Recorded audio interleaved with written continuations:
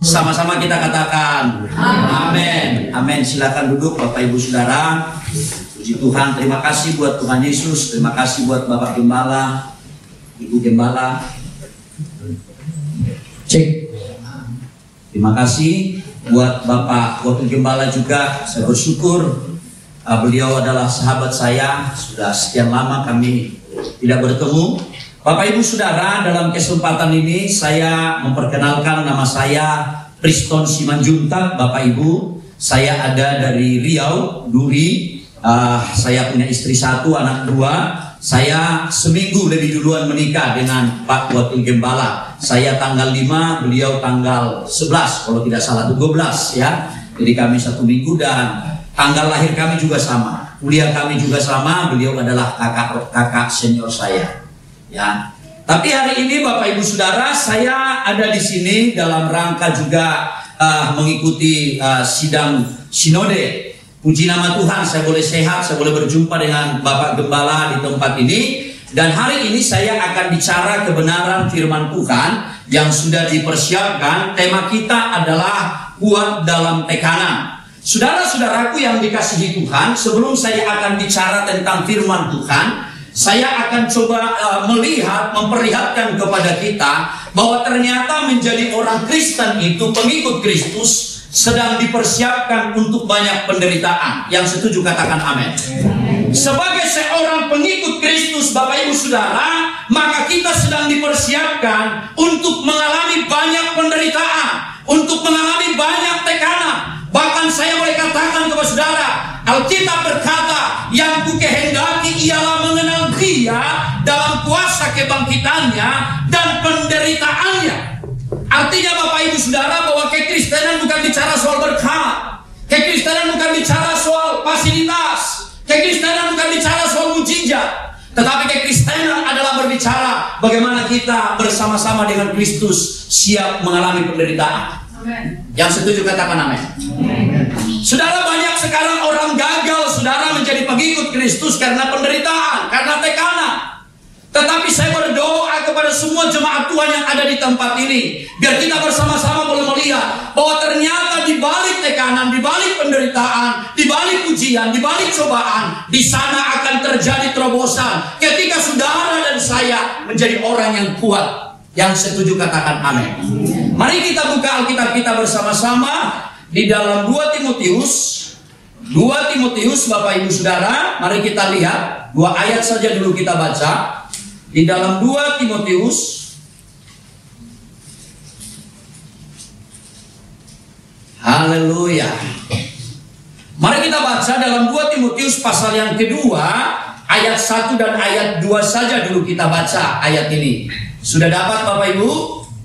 Sudah dapat?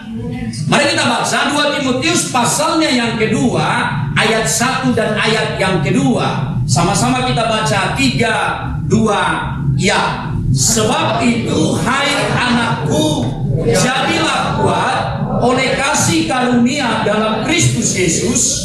Apa yang telah engkau dengar daripadaku di depan banyak saksi, percayakanlah itu kepada orang-orang yang dapat dipercayai, yang juga cakap mengajar orang lain. Saudara, dalam ayat ini saudara, bahwa ternyata ada peluang, terlalu banyak kesempatan kita sebagai pengikut Kristus untuk kita menjadi lemah. Makanya Alkitab katakan jadilah kuat. Pesan Timotius, pesan daripada Paulus kepada Timotius pada waktu itu saudara, di mana Timotius itu adalah seorang gembala di kota Efesus yang begitu banyak menghadapi tantangan dari jemaat-jemaat, bahkan dari luar jemaat. Bahkan kalau kita bicara dalam konteks masa kini Bapak Ibu Saudara, mungkin sebagai gembala, pelayan, sebagai ibu rumah tangga, sebagai kepala keluarga, ada banyak tekanan, ada banyak hal yang terjadi dalam kehidupan kita. Maka firman Tuhan berkata, jadilah kuat. Yang setuju katakan amin. Kenapa Bapak Ibu Saudara? Karena kalau kita lihat situasi hari-hari ini membuat kita kadang menjadi lemah. Perkataan, keadaan, kenyataan, doa yang belum dijawab, pergumulan yang tak kunjung selesai, masalah keluarga, masalah ekonomi, masalah pelayanan, kadang membuat kita lemah. Tapi Alkitab bicara, Paulus menekankan dikatakan jadilah kuat. Kenapa jadilah kuat? Dikatakan di dalam ayat ini bukan karena kekuatan kita, tapi di situ dikatakan oleh kasih karunia. Kasih karunia itu adalah pemberian Tuhan. Jadilah kuat oleh kasih karunia dalam Kristus Yesus. Yang membuat saudara kuat dan saya adalah kasih karunia dari Tuhan Yesus. Amin, saudara. Tetapi persoalan yang sering terjadi, kita lemah. Saya coba melihat, kalau kita bicara tentang tekanan saudara, kita harus belajar dari kerang. Saya percaya semua kita pernah baca artikel itu. Kerang itu saudara memiliki gerak-gerak yang sangat lambat. Dan ketika gelombang datang, ketika pasir mulai menerpa, dia akan masuk ke cangkang kerang. Dan itu yang akan mengakibatkan sakit sekali di dalam tubuh kerang. Tetapi karena sakitnya, dia berusaha untuk melepaskan diri, tidak bisa. Sehingga dia mengeluarkan sebuah cairan dari tubuhnya yang akan membekukan pasir-pasir atau kotoran-kotoran yang masuk ke dalam cangkangnya. Lama-kelamaan kotoran ini akan menjadi mutiara yang indah. Itulah kerang. Makanya kalau kita lihat saudara, ada bagus mutiara, saya mengatakan itu dihasilkan dari yang namanya tekanan. Itu dihasilkan dari yang namanya penderitaan. Itu dihasilkan dari namanya ujian ataupun cobaan yang kita sering sebutkan. Dan saya percaya Bapak Ibu Saudara, kita boleh kuat di dalam tekanan. Karena apa? Karena Kristus yang memberikan saudara dan saya kekuatan. Haleluya. Apapun yang saudara alami hari ini, yang membuat kita mendorong kita, memaksa kita untuk menjadi lemah. Tapi firman Tuhan berkata hari ini, sebab itu hai anakku, jadilah kuat oleh karena Kristus. Haleluya. Bapak Ibu, saya melayani menggembalakan di daerah yang sangat jauh dari sini saudara. Kalau jalan kaki mungkin sampai Ayam Tumbuh Gigi juga mungkin akan sulit kita sampai ke sana. Tapi saudara, waktu saya ditempatkan atau merintis pelayanan saudara, saya melihat gereja kami sudah mulai roboh awalnya. Jemaat yang hadir 7-8 orang, 9 sama istri saya. Tapi saudara, tekanan banyak, persoalan banyak. Tapi saya boleh katakan hari ini saya bersaksi saudara di hadapan Tuhan, di hadapan jemaat.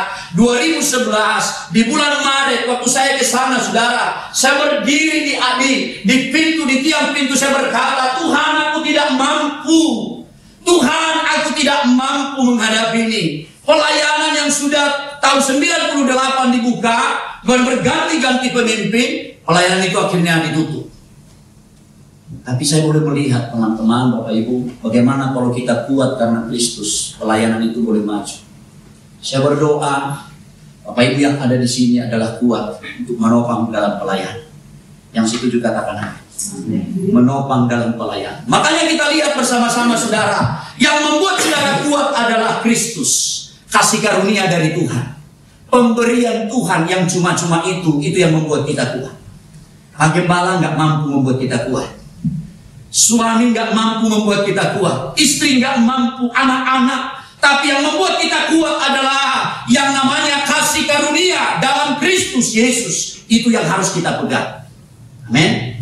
Maka kita lihat bersama-sama. Ternyata sebelum kita masuk ke sana, waktu Timotius menghadapi banyak tekanan, banyak persoalan yang sedang dialami dalam pelayanan, dalam kehidupan keseharian, maka kita boleh melihat sebenarnya bagaimana kita memandang sebuah tekanan. Bagaimana kita boleh melihat bagaimana paradigma kita, persepsi kita, cara pandang kita melihat tekanan, melihat persoalan, melihat kesulitan, melihat apa saja yang saat ini tidak sesuai dengan keinginan kita. Ini harus kita ubah mindset kita dulu, cara pandang kita. Ini yang pertama saudara. Cara pandang kita apa? Ternyata saudara, yang pertama saya boleh bagikan kepada saudara supaya kita bisa melihat cara pandang terhadap tekanan. Yang pertama adalah saya mau pastikan kepada saudara, setiap apapun yang terjadi dalam hidup kita tidak ada yang kebetulan. Amin. Tidak ada yang kebetulan. Ini yang harus kita perhatikan. Karena seringkali kok begini. Saya tadi malam bercerita tentang anak-anak muda di tempat ini tentang tujuan. Bapak Ibu Saudara, tanggal 30 kemarin, mama saya yang adalah seorang penatua di gereja Protestan umur 79 tahun, gak pernah sakit, gak pernah ngapa-ngapain ke rumah sakit. Saya umur sekarang 47 tahun, dulu pernah seingat saya, mama saya masuk rumah sakit. Tapi tanggal 30 kemarin mama saya stroke, sebelah kiri mati sebelah. Saya harus datang karena saya telepon, nggak bisa lagi, udah nangis-nangis, sudah masyarakat yang angkat telepon saya langsung jemput mama saya sampai jam 4 pagi di kampung, lalu saya bawa ke Duri. Di tengah jalan, mama saya mau menghembuskan napas terakhir. Sudah napasnya satu-satu, semua kami yang ada dalam kendaraan, saya bilang, Tuhan jangan permalukan aku hambamu, karena aku yang ngotot bawa orang tua saya ke Duri. Apa yang terjadi di tengah jalan, saudara? Mama saya sampai saya larikan ke rumah sakit di tengah jalan. Saya tanya, ada dokter? Ada. Marga Utapia. Saya bilang, dokter tolong tangani mama saya. Saya berdoa, saya berkata sama Tuhan, Tuhan tolong berikan aku kesempatan melihat sesuatu yang besar di dalam diri mama saya. Dan pada akhirnya saudara, kami tunggu 2 jam di rumah sakit. Dokter bilang bisa dilanjutkan perjalanan Pak, karena kami juga tidak bisa menangani orang tua ini. Lalu kami bawa saudara jam 1:30 pagi, kami sampai di Duri. Pagi-pagi saya bawa ke rumah sakit. Di rumah sakit langsung diopname saudara. Singkat cerita, setelah berjalan 3 bulan saudara, mama saya hari ini boleh sehat, mama saya hari ini boleh kuat. Dan beberapa minggu yang lalu, mama saya bilang begini, Amang, biarlah aku dibaptis. 79 tahun. Selama ini saya katakan tentang baptisan, saya katakan tentang firman Tuhan. Dia berkata apa? Gerejamu Amang samamu, gerejaku samaku. Dia seorang penatua di salah satu gereja. Tapi waktu itu ketika pagi-pagi kami lagi makan, dia berkata, Amang biarlah aku dibaptis. Dan hari itu saya telepon ketua BPD kami, aku larang tolong datang. Ini orang tua saya sudah layani, baptis orang tua saya. Kayaknya kurang layak kalau saya membaptis mama saya.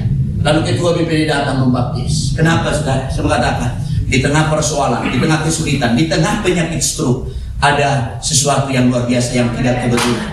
Amin saudara.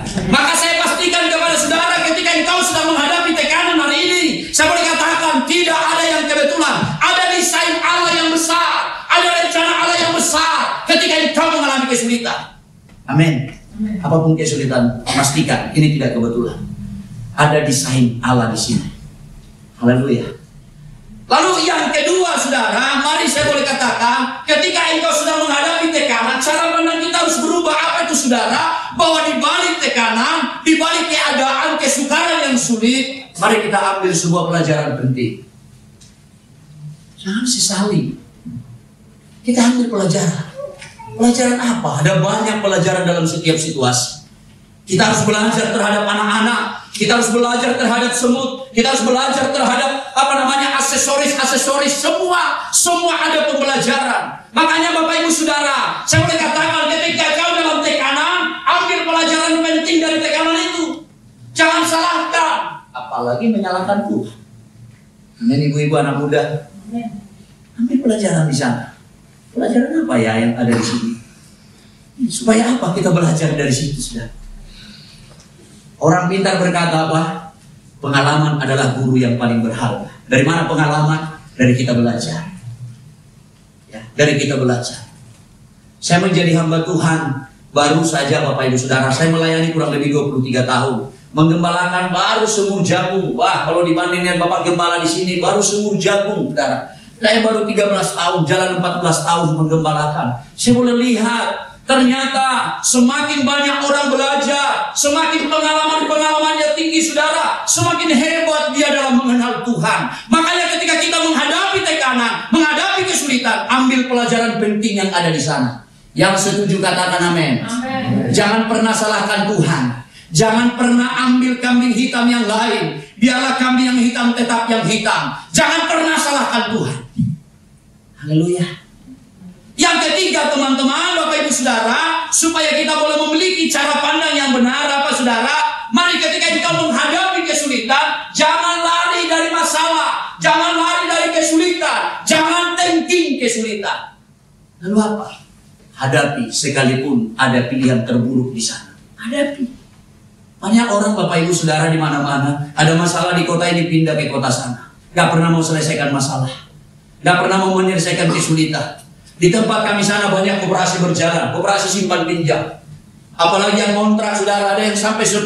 Di depan gereja kita itu ada satu rumah kontrakan punya gereja, ya, yang sudah ruwet-ruwet. Lalu saudara, waktu itu ada orang berganti-ganti di sana. Lalu suatu ketika saya pergi ke sana untuk meminta uang listrik. Lalu saya lihat, saudara, mana orangnya? Sudah kosong melompong. Lalu satu demi satu orang koperasi datang. Saya tanya, ngapain? Dia minjam kemarin. Ngapain dia minjam? Sampai 11 orang dia datang koperasi. Untuk apa? Minta karena dia minjam. Besok paginya dia sudah lari jam 4 pagi. Lari dari masalah. Banyak anak-anak muda lari dari masalah. Nggak bertanggung jawab. Sekalipun ada pilihan, itu adalah yang terburuk. Hadapi masalah. Hadapi tekanan. Amin. Hadapi. Karena apa, saudara? Waktu kita menghadapi tekanan, waktu kita menghadapi masalah, maka di sana ada kekuatan bagi saudara dan saya. Sekalipun itu adalah pilihan kita yang terburuk. Amin. Yang terakhir, cara pandang kita yang benar adalah, saya mau katakan, dengar baik-baik. Ini yang kadang-kala susah kita lakukan. Apa itu? Ibu-ibu sekalian, banyak orang sekarang membuat kebahagiaannya dengan syarat. Saya mau ibadah melayani kalau begini. Saya mau begini kalau begini. Saya mau sungguh-sungguh kalau saya sudah punya rumah. Saya mau melayani Tuhan kalau begini. Kenapa, saudara? Karena dia membuat satu kebahagiaan dengan syarat. Ketika saudara menghadapi masalah, cara yang tepat, cara pandang kita yang benar, saya boleh katakan bersama-sama buat saudara, mari kita punya cara pandang bahagia dalam masalah. Amin. Yakobus berkata apa? Anggaplah sebagai suatu kebahagiaan apabila apa? Kamu jatuh ke dalam berbagai-bagai pencobaan. Amin. Banyak orang kalau sudah masalah, di mana kau Tuhan? Gak kau dengarlah doaku. Di mana kau Tuhan? Bahasa Bataknya nasodong beho Tuhan. Di mana kau Tuhan? Gak kau dengar lagi aku Tuhan. Bahkan lebih lagi dikatakan apa? Setelah sudah sepertinya gelap, belum ada secerca cahaya pun, lalu dia berkata, "Dadong be Tuhan, hantu nama." Tidak ada lagi Tuhan, yang ada adalah hantu. Karena apa, saudara? Dia tidak mampu bahagia. Dia tidak mengikhlaskan masalah itu membuat dia bahagia. Haleluya. Mari kita belajar. Yakobus ini, saudara, satu pesan Tuhan. Anggaplah sebagai suatu kebahagiaan apabila saudara jatuh ke dalam berbagai tekanan, berbagai situasi yang sulit. Amin. Ibu-ibu, anak muda, kalau engkau hari ini ada dalam kondisi tekanan, maka bilang sama Tuhan, Tuhan, biarlah aku bahagia atas masalah. Amin. Saudara, pernah beberapa tahun yang lalu seorang ibu yang menginjil di Indramayu masuk penjara. Waktu banyak orang mengunjungi dia, dia berkata, Pak, aku sudah bahagia di penjara ini. Kenapa? Karena di luar sana kalau aku menginjili, kalau aku membuat sekolah minggu, saya ditangkap. Tapi di penjara ini banyak orang yang setiap hari saya bawa kepada Kristus. Karena apa? Kebahagiaannya nggak punya syarat. Amin, ibu-ibu. Amin, bapak-bapak. Jangan katakan dalam dirimu, aku mau melayani ama kalau suamiku sudah bekerja. Aku mau melayani kalau aku sudah dapatkan pekerjaan. Tapi saya mau katakan, apapun keadaanmu saat ini, saudara, mari engkau memiliki cara pandang. Bahagialah engkau atas situasimu sekarang ini. Haleluya. Saya bercerita tentang ini, saudara. Waktu kami ada satu bangunan kecil di rumah kami, saudara. Bangunan kecil. Lalu singkat cerita, saya tidak tahu pada waktu itu, saudara, karena saya tidak pegang uang. Karena bendahara yang pegang. Tiba-tiba saya pesan batu satu tronton 40 ton lebih. Lalu saya pesan juga pasir kurang lebih 42 ton. Singkat cerita, waktu diturunkan di depan gereja, lalu saya tanya sama bendahara, Bu, ini pasir dan juga batu cor sudah datang, tolong uangnya disiapkan. Singkat cerita, ibu bendahara berkata begini, Pak, uang kita cuma 600.000. Bayangkan batu dan cor 12 juta lebih, uang 600.000. Saya udah bingung, saudara. Lalu saya mau bilang di mana? Saya panggil supirnya, tolong saya berikan nomor kontak bosmu. Bosnya orang kita Chinese di Rantau Parapat. Waktu saya telepon, karena sudah beberapa kali saya pesan, lalu saya berkata begini, kok saya pendeta begini-begini. Oh ya, siapa pendeta, ada apa? Awalnya masih enak cerita. Begini kok, ternyata uang kami ini cuma 600.000 kok. Wah, Gimana Pak? Kalau ini uang kami cuma 600.000, barang sudah turun. Nggak boleh begitu dong Pak. Saya nggak bohong. Saya baru telepon bendahara kami. Singkat cerita mulai berdebat, saya bilang, kalau kau nggak mau percaya sama saya, udah naikkan lagi barangmu. Gimana mau menaikkan? Gak adalah berat. Dia berpikir panjang. Lalu dia bilang, kalau begitu Pak Pendeta, tolonglah berikan 1 juta 1 mobil untuk minyak mereka balik ke Rantau Parapat. Gak punya uang. Gak punya uang. Barang sudah turun. Supirnya minta paling tidak untuk beli bensin, beli solarnya ke Rantau Parapat dari Duri. Saya bilang, gak punya uang. Saya panggil bendahara. Ditunjukkan buku pembukuan, tinggal 600.000. Kalau Bapak mau terima 600.000, silahkan. Tapi di situ Bapak Ibu Saudara, tidak berhenti di sana. Mereka pulang. Saya sepertinya mengalami tekanan yang begitu berat. Oh, saya pendeta, sepertinya saya berbohong. Padahal saya nggak berbohong di hadapan Tuhan. Saya nggak tahu uang itu ada apa enggak.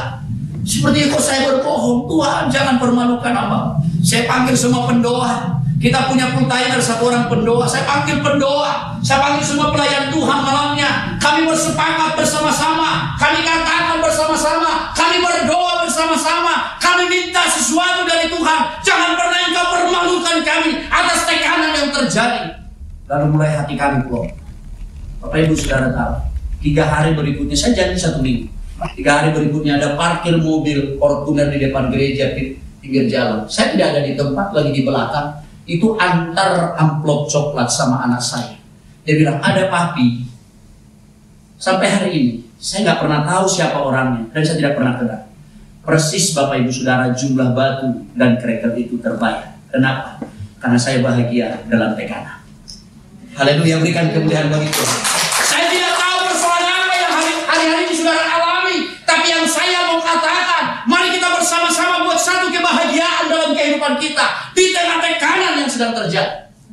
Mari kita putuskan hari ini. Engkau bahagia bukan karena ada sesuatu. Tapi engkau bahagia karena engkau di dalam situasi yang sulit sekalipun. Haleluya. Banyak sekali dalam ayat berbicara tentang bahagia dalam situasi. Saya mau katakan, banyak anak muda berkata, aku mau melayani Tuhan kalau nanti aku sudah kerja. Jangan mimpi. Kalau engkau masih belajar, mulai ambil bagian dalam pelayanan. Kalau engkau saat ini sedang kuliah, ambil bagian dalam pelayanan. Jangan pernah mimpi kalau engkau sudah kerja baru melayani. Engkau akan disibukkan. Jangan pernah kita bermimpi kalau aku sudah bekerja, kalau aku sudah kaya, lalu saya akan menopang pelayanan, aku akan setia mengembalikan perpuluhan. Jangan pernah mimpi Bapak Ibu Saudara. Ngasih 10.000 aja berat, bagaimana ngasih jutaan? Mari kita bahagia dalam situasi kita saat ini. Yang setuju katakan amin. Haleluya. Yang setuju katakan amin. Untuk itu teman-teman, Bapak Ibu sekalian, kebahagiaan tanpa syarat itu harus kita kerjakan. Suatu ketika saya belajar tentang Yesus di Taman Getsemani.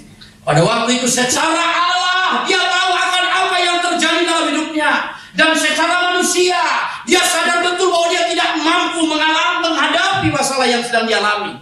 Tekanan yang begitu berat. Alkitab mencatat sampai ketika dia berdoa, keringatnya seperti peluh darah. Karena apa? Tekanan yang begitu berat yang akan dihadapi. Tapi Alkitab berkata apa? Seandainya Tuhan cawan ini boleh berlalu, biarlah berlalu. Tapi kehendak-Mu lah yang jadi. Dan apa yang terjadi? Memang tekanan tidak berlalu, dia hadapi. Dan apa? Tidak berlalu. Haleluya. Sering kita berdoa Bapak Ibu Saudara, Tuhan kok masalah dalam nama Yesus. Di tempat saya Bapak Ibu Saudara ada seorang jemaat yang suka berhutang. Semua kredit dari kulkas si primbet semua dikredit Saudara. Suatu ketika saya kunjungan ke rumah itu pagi-pagi. Ternyata Saudara waktu saya pagi sudah datang tukang kredit. Lalu Saudara saya lihat di situ, ngapain Pak? Ternyata tukang kredit 1, 2, 3 si primbet, kulkas dan TV. Lalu Saudara waktu saya datang, saya tanya anaknya masih kecil. Mana Bapak? Langsung berlari ke belakang. Papa datang pendeta. Ternyata tukang kredit datang, bilang kalau orang datang, bilang Papa nggak ada. Singkat cerita waktu saya datang, papanya datang. Amang, tukang kredit sudah di belakang saya. Dia bilang, terima kasih Pak Pendeta sudah datang membantu kami. Bapak Ibu Saudara, seringkali kita Saudara apa? Butakan. Saya lihat teman-teman, Saya tanya sama Bapak ini, kenapa? Aduh Amang, sudah berdoa aku tadi pagi, Tuhan jangan datang tukang kredit, jangan datang tukang kredit. Bapak Ibu Saudara, seringkali kita meningking masalah kita. Dalam nama Yesus, apalagi kita punya utang, Tuhan butakan mata yang punya utang. Butakan pernah Bapak Ibu Saudara. Haleluya. Kalau ada utang jangan tinggi, bayar. Amin. Jadi kita akan begitu, Tuhan aku punya utang, buatlah kakinya lumpuh saat ini Tuhan. Bapak Ibu Saudara, mari kita belajar bersama-sama. Apapun tekanan yang Tuhan hadapi, buat satu titik di mana engkau bahagia dari sana. Amin. Haleluya. Gembala bukan gak banyak tekanan. Gak enak jadi gembala. Di kampung kami gak enak jadi gembala. Kenapa? Anaknya banyak, dibilang kurang kerjaan. Wah, anaknya banyak. Hanya buat anak aja itu. Gak ada anak, dibilang kurang doa. Masa gembala gak didengar doanya? Mulai kaya sedikit, bahkan berkeluhan. Miskin gimana itu? Kurus salah, gemuk salah, punya anak salah, gak punya anak salah. Waduh, saya ingat Bapak Ibu Saudara, ini kesaksian untuk kemuliaan Tuhan. Kami ada, pastori kami sudah sangat jelek. Bapak Wakil Gembala pernah datang ke tempat saya, sangat jelek dari papan. Bertahun-tahun, belasan tahun kami tinggal di sana. Setiap ada orang sepertinya, Tuhan, apa yang kau mau dengar seruan kami Tuhan. Tapi saya bilang, biar kau bahagia di sini. Hujan kadang-kadang deras karena nggak punya pelapor. Tapi Bapak Ibu Saudara dengar, waktu kami membuat keputusan bahagia di sana, maka rumah itu serasa apartemen yang luar biasa. Haleluya. Waktu saya memutuskan untuk bahagia di sana, ada hujan anggap aja itu musik. Ya, untung-untung anggap aja. Ada begini saudara, nyamuk begitu banyak, anggap aja itu suara yang menghibur kita. Karena apa? Disitulah kita boleh bahagia. Haleluya. Haleluya. Untuk itu teman-teman, Bapak Ibu sekalian, mari kita lihat bagaimana apa yang harus kita lakukan supaya kita kuat dalam tekanan. Jadi bukan hanya cara pandang kita yang benar, tapi saudara harus ada tindakan yang nyata. Kalau hanya cara pandang Bapak Ibu Saudara, memang itu penting. Tapi saudara tidak hanya berhenti dalam cara pandang, tapi kita harus punya suatu tindakan yang nyata. Yang setuju katakan amin. Mari kita lihat Bapak Ibu Saudara, ada tindakan yang nyata. Ini yang pertama saudara, mari kita bersama-sama dulu baca dalam Filipi saudara. Ini kita kembali nanti ke sana. Tapi Bapak Gembala sampai jam berapa Mang? Saya jangan kelamaan. Karena kalau saya khotbah bisa sampai jam 11 nanti Bapak Ibu. Karena kalau saya khotbah ini lama-lama. Saya Bapak Gembala kalau khotbah di tempat kita jam 10 mulai ibadah, tengah 11, tengah 1 baru selesai. Jangan sampai nanti, wah Pak Gembala ini, ya masa diundang yang begitu lama kali, perut sudah keroncongan kan begitu ya? Ya karena saya tahu mungkin ada yang masih belum sarapan tadi. Jadi saya pernah khotbah di salah satu KKN saudara, karena panitianya memang bukan gereja Pentakosta, karena apa? Di belakang saudara sudah semua bilang begini-begini. Karena saya kurang enak digini-gini kan seperti salib, saya teruskan aja. Karena semua sudah gini-gini saudara. Kita nggak enak nih, Roh Kudus sudah bekerja gini-gini saudara. Wah saya paling tua, digini kan sampai berapa panitianya? Wah sudah, nggak berani mereka maju. Ya, akhirnya sudah saya teruskan. Pulang-pulang saya, panitianya bilang, lama kali ya Mak. Saudara tahu nggak? Lama kali ya Mak. Saya bilang, ya ada Roh Kudus bekerja. Haleluya. Tapi di tempat ini bukan hanya hari ini Roh Kudus bekerja, seterusnya Roh Kudus bekerja. Tapi kalaupun kita pulang jam 11 lewat hari ini, biarlah Roh Kudus terus bekerja. Yang setuju katakan amin. Mari kita lihat bersama-sama satu bagian kebenaran firman Tuhan. Ada lama dikit supaya nanti habis ini jualan. Oh iya. Haleluya. Haleluya. Haleluya. Ya, puji Tuhan Bapak Ibu Saudara. Ini luar biasa ya. Ya, mari kita lihat bersama-sama satu kebenaran firman Tuhan. Mari kita baca dalam Filipi pasal yang keempat ayat 8. Hal yang pertama, tindakan yang pertama yang harus kita lakukan dalam Filipi pasal yang keempat ayat yang ke-8. Yuk kita baca bersama-sama ayat ini. 3, 2, ya. Jadi akhirnya saudara-saudara, semua yang benar, semua yang mulia, semua yang adil, semua yang suci, semua yang manis, semua yang sedap didengar, semua yang disebut kebajikan dan patut dipuji, pikirkan semuanya itu. Bapak Ibu Saudara, tindakan kita supaya kita kuat dalam tekanan, supaya kita kuat oleh karena kasih karunia Kristus, maka di situ dikatakan supaya kita kuat, saudara, pikirkanlah. Saudaraku, yang seringkali membuat kita lemah karena pikiran kita ngaco. Belum terjadi apa-apa, tapi pikiran kita sudah terombang-ambing. Bapak Ibu Saudara, gereja tempat pelayanan saya, waktu itu adalah bapak senior saya yang memang mulai pelayanan itu. Lalu singkat cerita Bapak Ibu Saudara, beliau adalah bapak saya. Saya juga mungkin anak yang kurang bersyukur. Singkat cerita setelah 2018, gereja itu mau diambil alih sama bapak rohani saya. Karena kita sudah bangun, jemaat sudah lumayan ada, 2018 mulai digugat sama bapak senior saya. Dikeluarkan selembar kertas, 2 lembar, 1 lembar untuk saya, 1 lembar untuk istri saya. Saya dipecat dari pelayanan itu. Singkat cerita Bapak Ibu Saudara, masuk panggilan polisi, masuk semua. Saya berhadapan dengan kepolisian Bapak Ibu Saudara. Satu bukti saudara, saya boleh katakan memang itulah kelemahan. Kami pada waktu itu murni saja untuk membangun gereja ini. Saya tidak pernah terpikir bahwa gereja ini nanti milik siapa, punya siapa. Saya tidak pernah berpikir pada awalnya 2018. Singkat cerita, kita berhadapan dengan kepolisian bahwa gereja ini harus dikembalikan kepada bapak rohani saya. Sampai pada akhirnya berapa kali saya dipending untuk naik jadi pendeta. Berapa kali saya dipecat dari tempat itu, tapi saya tetap berdiri. Saya tanya Tuhan, gimana, apakah kami harus meninggalkan pelayanan ini? Setelah kami bangun gereja, kami bangun sekolah TK, kami bangun pastori, saya dipecat Bapak Ibu Saudara. Langsung datang maju ke depan, dibacakan bahwa terhitung tanggal sekian, atas nama begini, istri begini, dipecat dari gereja ini. Saudaraku, saya boleh katakan, saat itu mulai pikiran berkecamuk. Mulai kami, Tuhan, gimana ini? Tapi firman ini menguatkan kami. Saat kondisi seperti itu, satu ketika siang-siang saya lagi istirahat, ada lagi pemuda lagi main latihan musik hari Sabtu. Polisi datang, bawa senjata lengkap, Bapak Ibu Saudara. Bawa senjata lengkap.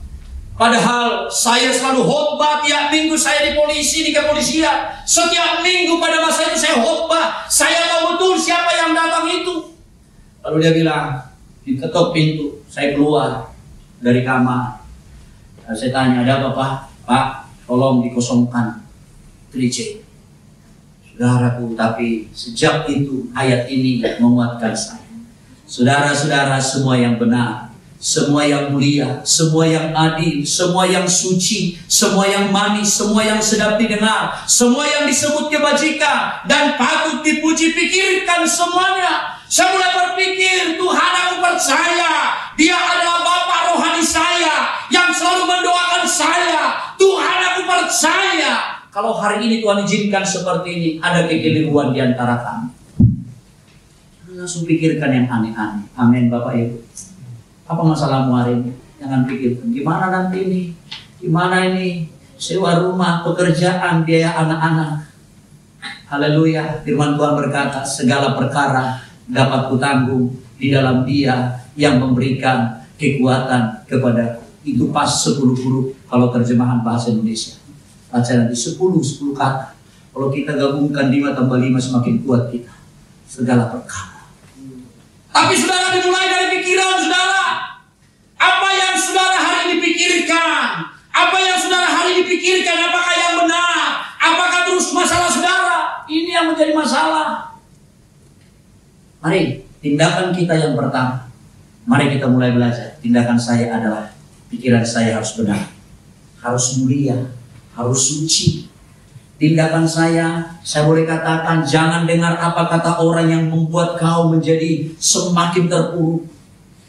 Saya hari-hari berpikir, sekalipun kita punya gembala yang hebat, sekalipun kita punya keluarga yang hebat, mulai kamu berpikir yang manis-manis. Amin. Manusia boleh mengecewakan saudara, tapi Tuhan tidak pernah. Dimulai dari pikiran. Ini yang pertama. Akhirnya saudara-saudara, artinya apa? Lihat hal yang positif, dengar hal yang baik, rasakan hal-hal yang manis, bicarakan hal-hal yang membangun. Amin, Bapak Ibu. Jangan sampai kita Bapak Ibu Saudara ada masalah dan tekanan, pikiran kita mulai ngancam. Saudara tahu nggak? Kenapa banyak orang nggak datang dengan sungguh-sungguh ke gereja berdoa? Saya buat penelitian Bapak Ibu Saudara. Waktu saya buat penelitian, terus saya tanya, apa yang membuat orang di pikiran yang paling utama? Banyak kali pikiran gua mah. Belum lagi terjadi. Banyak kali pikiran saya mah. Emang kalau kamu nggak ke gereja, pikiranmu jadi tenang? Waktu kamu nggak memberi sama Tuhan, pikiranmu jadi enak? Enggak, justru makin kacau. Makanya mulai sekarang, Bapak Ibu anak-anak muda, pikirkan. Mungkin engkau berkata, gimana masa depan saya? Gimana pasangan hidup saya? Gimana rencana saya? Mulai kau pikirkan. Pikirkanlah. Alkitab di ayat yang lain katakan apa? Pikirkanlah perkara yang di atas, bukan perkara yang di bumi. Haleluya. Haleluya. Nah, tindakan kita adalah pikiran. Karena apa saudara? Pikiran kita akan menguasai seluruh kehidupan kita. Makanya Bapak Ibu Saudara, orang kalau notis itu saudara dimulai dari pikiran. Pikiran kita ini kadang-kadang dibutakan oleh dunia. Tapi hari ini firman Tuhan berkata, jadi akhirnya saudara-saudara, jemaat GB yang ada di tempat ini, semua yang mulia, semua yang adil, semua yang suci, semua yang manis, semua yang sedap didengar, yang tak sedap didengar, yang gosip tak perlu kita pikirkan. Amin. Bukan apa kata orang yang membuat engkau sakit hati, bukan. Tapi apa yang kau pikirkan tentang apa kata orang itu yang membuat kita sakit hati. Jadi kalau dibilang orang kau kurang ajar, dengar Bapak Ibu Saudara, kalau kita berasa dia kurang ajar, kita pikirkan bahwa kita adalah orang baik, kita gak akan pernah sakit hati. Tapi kalau kita berkata, masa saya dibilang begitu? Mulai pikiran kita kan, apa yang terjadi? Mulai kita sakit hati. Lah, emang lu siapa? Membilang saya seperti itu. Emang lu udah lebih hebat dari saya? Bapak Ibu Saudara, kita ini gak ada hebat. Kalaupun kami ada sebagai gembala, semua karena kasih karunia Tuhan. Amin. Nanti kita sama-sama. Gak ditanya, kok gembala yang di sana ya? Wah hebat dong dah. Gak ditanya. Hanya ditanya apa? Adakah didapati iman di bumi? Adakah saudara memiliki pikiran yang seperti ini? Ini yang pertama. Yang setuju katakan amin. Haleluya.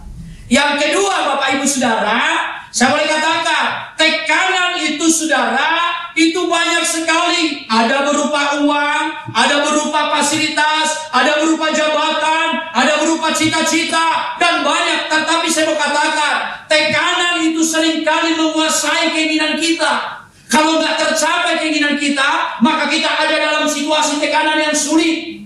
Makanya firman Tuhan berkata pada pagi hari yang kedua, saudara, di dalam 2 Timotius pasal yang keempat. 2 Timotius pasal yang keempat. Mari kita lihat bersama-sama. 2 Timotius pasal yang keempat. Mari kita baca ayat yang kelima, saudara-saudara. Mari kita baca di dalam ayat ini. 2 Timotius 4, ayat yang kelima. 3, 2, ya. Tetapi kuasailah dirimu dalam segala hal. Sabarlah menderita, lakukanlah pekerjaan pemberita Injil, dan tunaikanlah tugas pelayananmu. Saudara, kalau sudah bicara memberitakan Injil, pelayanan, bukan hanya di gereja, bukan hanya tugas gembala, amin. Kalau bicara memberitakan Injil, dimanapun saudara, haleluya, siapapun saudara, kapanpun. Makanya, tetapi saudara yang paling utama dikatakan dalam ayat ini, kuasai dirimu dalam segala hal. Waktu kamu punya tekanan supaya kita kuat, kuasai dirimu. Haleluya. Amin. Kuasai diri. Makanya firman Tuhan berkata apa? Jauhilah nafsu orang muda. Kuasai, bapak-bapak kuasai dirimu, ibu-ibu kuasai dirimu, anak-anak muda kuasai. Kadang-kadang kita nggak mampu menguasai diri. Sudah jelas ada penyakitnya. Seperti saya masih B1, B2, B3, B4 semua di sap-sap Bapak Ibu Saudara. Ya. Saya paling suka Pak Gembala makan durian. Saya pernah makan durian sampai 6. Waktu saya makan durian 6, di rumah sudah mulai oyong-oyong. Saya thinking oyong-oyong, makin oyong-oyong. Saya thinking makin oyong-oyong. Lalu saya sadar, Tuhan ampuni aku gak mampu menguasai diri.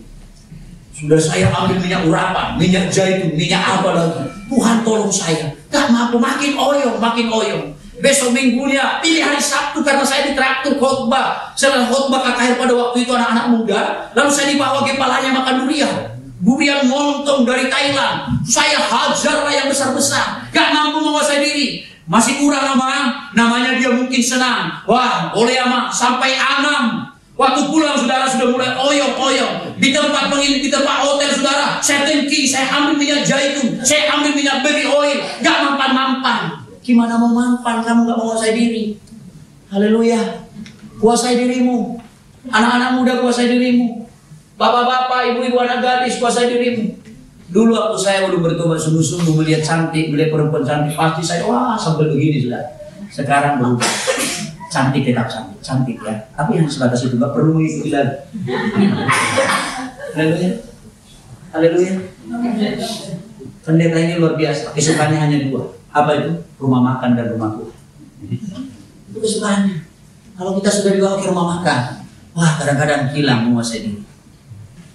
Haleluya. Makanya buah roh dibilang apa? Penguasaan diri. Karena itu tetapi kuasailah dirimu. Ketika engkau dalam tekanan, karena keinginanmu belum tercapai, mari kita bersama-sama kuasai diri dalam segala hal.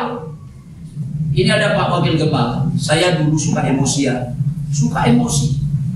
Saya Bapak Gembala sudah pernah masuk lapas, sudah pernah sampai 2 kali. Kelas 3 SD saya terakhir sekolah minggu. Gak pernah sekolah minggu, gak pernah sampai tamat sekolah. Gak tahu gimana saya caranya bisa jadi pendeta. Saya juga bingung. Tapi Bapak Ibu Saudara, mulai saya belajar menguasai diri. Ini ada sudah sahabat saya. Emosi, wah, hampir sama saya dengan almarhum. Almarhum Dapot Butar-Butar, adik kamu. Hampir sama, waduh emosinya. Aduh, saya pernah mau bakar kampus Karisma, Institut Karisma punya Pak Rudina. Sudah saya bawa bensin. Ada banyak saksi. Tapi Tuhan, semenjak saya sudah mulai Tuhan kuasai diri. Amin. Amin. Ibu-ibu kuasai dirimu. Jangan kalau sudah pergi ke mall beli 1 gratis 1 langsung baru belajar 1 bulan. Haleluya, haleluya, haleluya. Anak-anak muda, waktu kau melihat teknologi yang hari ini yang ada di tanganmu, engkau lupa bahwa sebenarnya engkau belum sanggup untuk mencapai ke sana. Kuasai diri. Haleluya. Jangan gadaikan imanmu hanya untuk kenikmatan.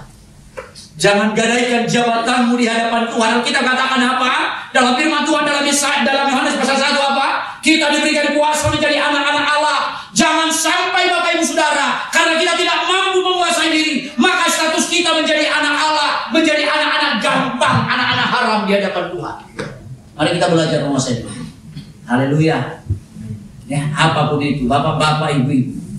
Saya seringkali melayani keluarga yang sudah diambang perceraian. Pokoknya aman, kami tidak ada lagi kesepakatan. Kami sudah ambil keputusan cerai.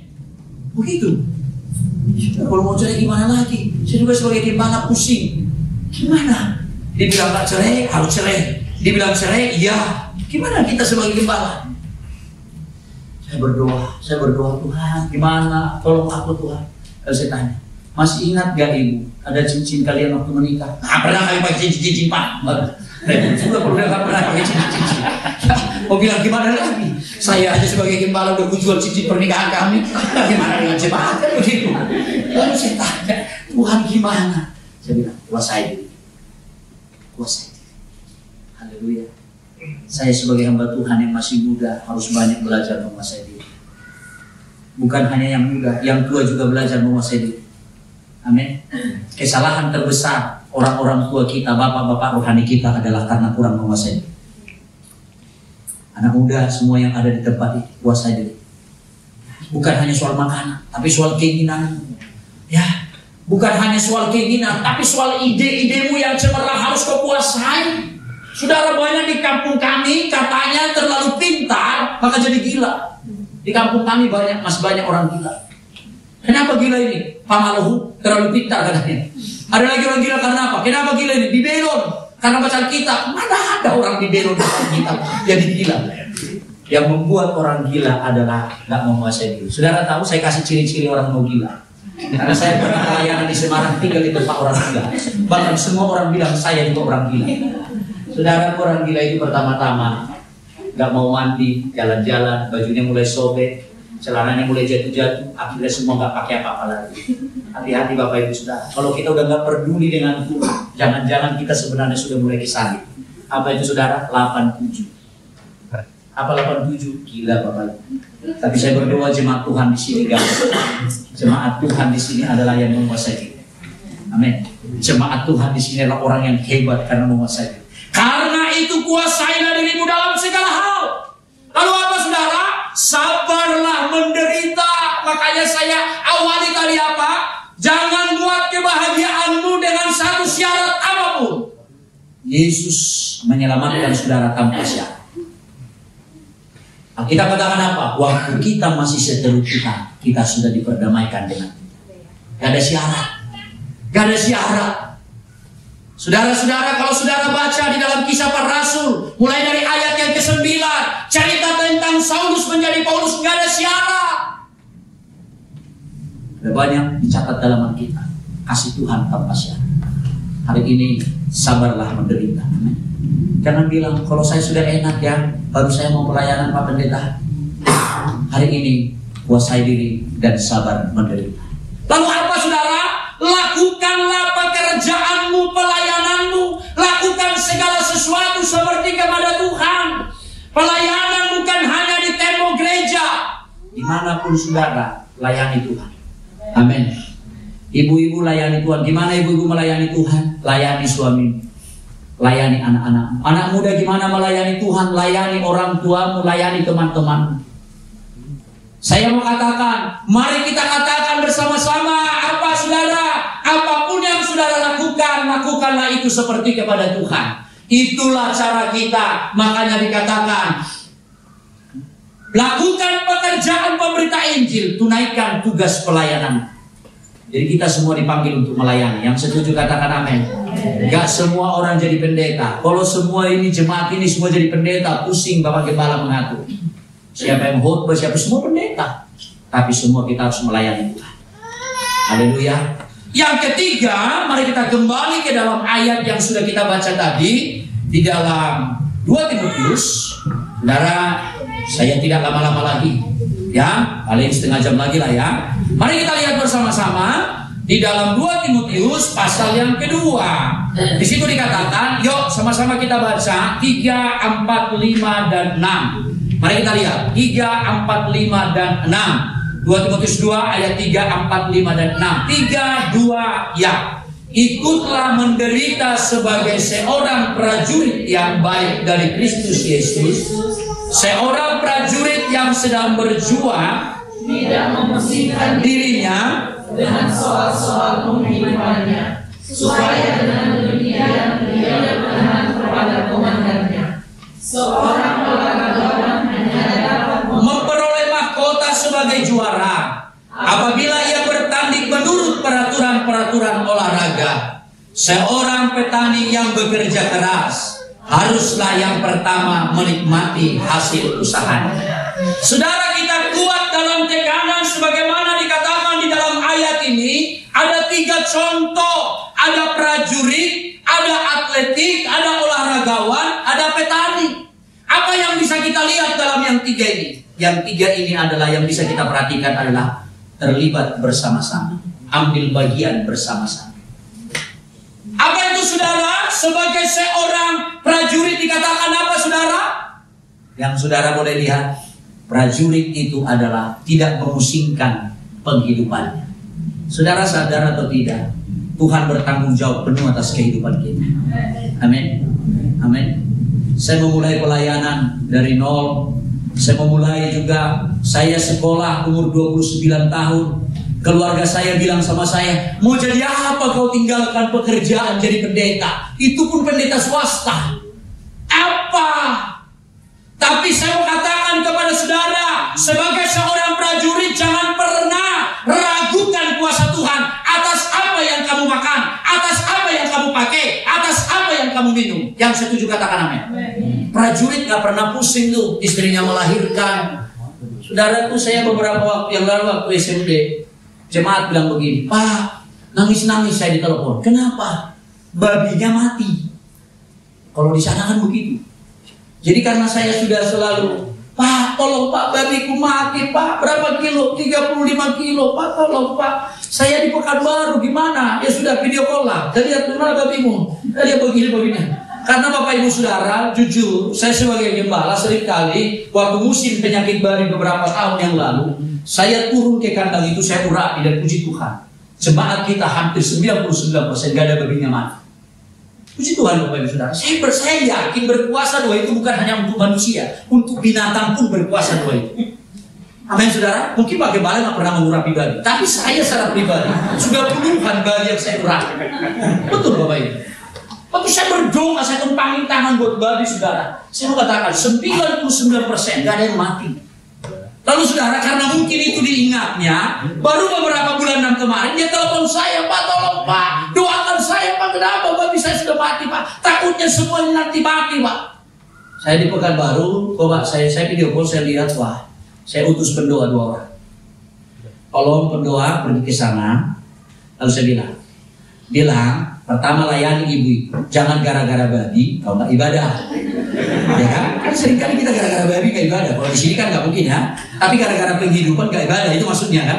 Lalu saya bilang, tolong bilang sama ibu itu. Lalu aku pergi di gereja ada minyak urapan, bawa ke sini, urapi babinya. Saya pergi, saya video call, Amang kami sudah di kandang babi, gimana ini? Takut kami ibu-ibu masuk ke Amang, gimana? Nggak perlu takut, doakan. Saya juga ikut berdoa dalam nama Yesus, Tuhan jagai babi-babinya. Amin. Puji Tuhan Bapak Ibu Saudara, sudah 2 bulan. Saya tanya, tetanggamu ada mati? Udah banyak Amang. Babimu ada mati? Enggak. Dalam hati saya, jual lalu berapa? Kasih ke kita. Jangan pusingkan penghidupanmu, yang setuju katakan amin. Allah berkuasa atas apa yang kamu makan. Allah berkuasa atas apa yang kamu pakai. Tapi Saudara, nilai hidup kita ini sebenarnya murah. Yang mahal itu adalah gaya hidup kita. Begitu. Tetangga kita punya ini, kita kepengen. Saudara pernah dengar cerita? Ada seorang yang suka memuji Tuhan, suka menyembah Tuhan, lalu punya musuh di sebelah. Karena apa? Dikit-dikit beli ini. Saya Saudara memang sudah menjadi tradisi, walaupun orang Kristen iri hati banyak. Tapi di sini nggak ada orang yang iri hati. Lalu Saudara apa? Waktu tetangganya beli mobil, pagi-pagi dipanasin mobilnya. Mungkin asapnya ke rumahnya. Ditutup rumahnya dengan kencang. Lalu singkat cerita, suatu ketika datanglah malaikat Tuhan ke rumah ini yang suka ibadah. Apa yang kau minta hari ini? Supaya aku berikan kepadamu. Wah, dia mulai semangat. Dia sudah punya mobil 1. Kalau aku minta, tapi malaikat tak berhenti di sana. Dia berkata, malaikat manusia lanjutkan. Tapi ingat, kalau aku berikan kepadamu 2, 1 kepada musuhmu 2. Kalau kamu kuberikan 2 kepada musuhmu 4. Jadi 2 kali lipat. Dia pusing. Kalau aku beli nanti minta lagi mobil, dia punya mobil. Kalau aku minta apartemen, dia punya apartemen. Besok malam aku akan datang kembali. Besok malamnya malaikat yang sama datang, jam yang sama. Sudah kau pikirkan apa yang kau minta? Sudah Tuhan. Dengan berat hati aku minta supaya mataku dicongkel 1, biarlah musuhku matanya dicongkel 2. Ini kenapa Saudara dia pusing dengan penghidupannya? Orang kaya kita yang sibuk kalkulasi dari mana uangnya, berapa gajinya, dari mana pendapatannya. Banyak orang memusingkan penghidupannya. Saya ada di sini Saudara karena kasih karunia Tuhan. Kita boleh ada kasih karunia Tuhan. Saya boleh pastikan, jangan pernah pusingkan apa yang kamu makan. Amin Saudara. Makanya firman Tuhan berkata apa? Asal ada makanan, pakaian, cukuplah. Tapi saya klaim firman Tuhan. Apa itu? Cari dahulu kerajaan Allah dan kebenaran, maka semua akan ditambahkan. Orang pikir semua ditambahkan bicara berkat. Gak ada hubungannya dengan berkat. Haleluya. Kita punya anak, sesusah-susahnya kita, anak kita usahakan pasti makan. Ya, haleluya. Saya dilahirkan dari keluarga yang susah. Mulai meningkat ekonomi keluarga saya. Lihat Bapak Ibu Saudara, dengan orang tua saya seorang dukun. Orang tua saya punya ilmu-ilmu. Sampai meninggal bapak saya punya ilmu-ilmu yang hebat. Saya bersyukur Bapak Ibu Saudara. Saya cerita dulu ini tentang memusingkan. Tahun 95 saya merantau. 96 bapak saya meninggal. Semua keluarga tidak ada yang tahu saya di mana. Tetapi Saudara, saya mulai sadar. Setelah bapak saya dikubur beberapa tahun 96, beberapa minggu berikutnya saya baru tahu bapak saya. Ternyata Saudara, selama itu pula lah saya selalu pusing dengan diri saya. memusingkan begini, maunya begini. Hari ini saya belajar bersama-sama dengan saudara, apapun yang terjadi jangan pusingkan kehidupan. Haleluya. Tuhan pasti campur tangan. Akan pernah dibiarkan kita saudara gak makan. Tapi saudara jangan bilang, oh Tuhan memikirkan semuanya, pokoknya aku gak usah kerja. Enggak, Bapak Ibu, lakukan bagian. Haleluya. Haleluya. Jangan pusingkan. Kalau kita bicara tentang prajurit, gak pusing. Lalu kalau prajurit apa? Taat. Gak ada prajurit gak taat. Atasannya bilang A. B. Kita seringkali punya kalkulasi dengan Tuhan. Sudah ngomong suara Tuhan, waktu kita berdoa, Tuhan, apa suaramu kepada kami? Lalu Tuhan ngomong, juallah anting-antingmu itu, bawalah ke gereja. Rupanya ini bukan Tuhan. Gak taat. Kalau sudah masalah uang gak taat. Soal memberi gak taat. Hitung-hitungannya kuat, kalkulasinya kuat. Saya Bapak Ibu Saudara, saya pakai bala, ini kesaksian saya. Suatu ketika saya bicara tentang menabung, tiba-tiba Bapak Ibu Saudara pakai bala, di kantong persembahan ada surat emas. Saya semangat nih. Kalau dari suratnya kan pasti ada emasnya. Ternyata sampai hari ini emasnya nggak nampak, suratnya masih saya simpan. Ya, suratnya sampai hari ini masih saya simpan Bapak Ibu Saudara. Masih nggak nampak. Saya tanya minggu berikutnya, siapalah kalian yang prank bala? Diam semua sering bahas. Diam semua. Saya pikir kenapa ini bisa terjadi? Tapi justru Bapak Ibu Saudara, supaya saya jangan mengkhawatirkan penghidupan saya. Haleluya. Prajurit itu jangan pusingkan penghidupan, kamu harus taat. Kalau sudah Tuhan ngomong lewat firman-Nya, jangan tunggu-tunggu Tuhan ngomong secara audible, nggak perlu kita tunggu-tunggu. Amin. Haleluya. Kalau sudah Tuhan bicara lewat firman, lewat gembala, lewat hamba Tuhan, lakukan, kita taat saja. Bapak Ibu sudah saya cerita tadi tentang pernikahan, cincin pernikahan. 2011 kami menikah. Beberapa bulan saudara saya lihat di gereja kita dari papan nggak ada toilet, nggak ada kamar mandi. Jadi kalau orang mau ke kamar mandi numpang di rumah orang, kalau dikunci ditahan-tahan. Saya hoba pernah, kenapa ini gelisah? Saya tanya waktu pulang, kenapa kamu mau ke toilet Pak? Nggak ada toilet. Waduh Tuhan, merasa berdosa saya. Waktu itu saya pun pergi masih gini sudah, masih ada cincin, masih ada cincin pernikahan. Tuhan mau jual cincin pernikahan. Puji Tuhan, panggil sama istri saya, ini berat, kita jual. Kami jual, kami bangun 2 kamar toilet kecil, kami jual. Apa yang terjadi? Tuhan gantikan, walaupun enggak cincin sekarang, tapi Tuhan gantikan. Karena apa? Jangan pusingkan dengan apa kehidupan. Haleluya, berikan tepuk tangan bagi Tuhan. Lalu saudara, yang kedua dikatakan di dalam ayat itu, saudara, atletik, olahragawan. Apa yang kita pelajari supaya kita bisa kuat dalam tekanan? Olahragawan saudara punya kedisiplinan yang tinggi. Olahragawan saudara mengikuti aturan-aturan yang berlaku. Amin Bapak Ibu. Kita harus disiplin. Jangan waktu kita senang luar biasa, baca Alkitab, berdoa. Apapun situasi, baca firman, doa itu wajib. Haleluya. Bapak Ibu Saudara, saya dorong jemaat Tuhan yang ada di tempat ini, supaya saudara kuat dalam menghadapi semua tekanan. Mari kita punya disiplin rohani. Haleluya. Saya ingat firman Tuhan, apa pujian berkata, janjimu seperti fajar di pagi hari yang tidak pernah terlambat. Mari kita bersama-sama Bapak Ibu Saudara punya kedisiplinan. Haleluya. Ada aturan-aturan. Gak boleh Bapak Ibu Saudara kita menyimpang dari aturan firman itu. Kalau sudah katakan firman, ada aturan. Haleluya. Kalau kita masuk perusahaan, kalau saudara masuk sekolah, kalau saudara masuk pekerjaan, ada aturan. Untuk kita masuk, untuk kita hidup bersama-sama memerintah dengan Kristus, punya aturan yang jelas. Haleluya. Yang terakhir Bapak Ibu Saudara dikatakan apa? Petani. Apa yang kita lihat tentang petani saudara? Petani itu yang pertama bekerja keras. Petani itu yang kedua adalah tidak pernah putus asa. Haleluya. Hari ini gagal panen, mereka tidak berhenti untuk menabur, tetap akan menabur. Gagal panen, tetap mereka menabur. Apa yang terjadi? Dia akan menikmati hasil yang pertama. Mari kita bersama-sama bekerja keras. Bekerjalah bukan hanya untuk yang semu, tapi untuk yang kekal. Yang setuju katakan amin. Haleluya. Yang terakhir saya bacakan. Yuk kita baca bersama-sama. Ini ayat yang terakhir buat kita bersama-sama di dalam 2 Korintus 12. Ini ayat terakhir. Saya minta untuk pemimpin pujian dan juga pemain musik boleh maju ke depan. Saya mau berdoa buat kita semua di tempat ini. Kita baca bersama-sama dalam 2 Korintus pasal yang ke-12. Mari kita baca bersama-sama di dalam ayatnya yang ke-7. Mari kita bersama-sama Bapak Ibu Saudara baca. Ini ayat yang terakhir. 2 Korintus pasal yang ke-12 ayat yang ke-7. Mari kita baca bersama-sama. Kita bangkit berdiri, kita baca bersama-sama firman Tuhan ini. 3, 2, ya.